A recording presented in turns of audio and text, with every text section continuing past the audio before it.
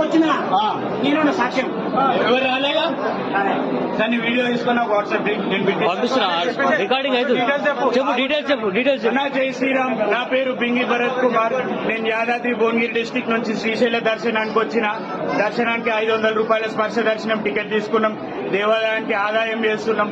పొద్దుగా లేచి నిష్ఠగా పూజ చేసి శివాలయంకి పోతాం. మేము మా హిందూ ధర్మాన్ని మేము కాపాడుకోవాలి.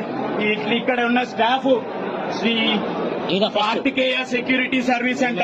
వీళ్ళకు థర్డ్ పార్టీ అప్పచెప్పిర్రు. వీళ్ళు పొద్దంతా తాగి తందనాలు ఆడుకుంటా చెప్పులు వేసుకొని కంపార్ట్మెంట్లకు భక్తులకు ఆడవాళ్ళ మీదకి వస్తున్నారు. తాగి ఉన్నారు.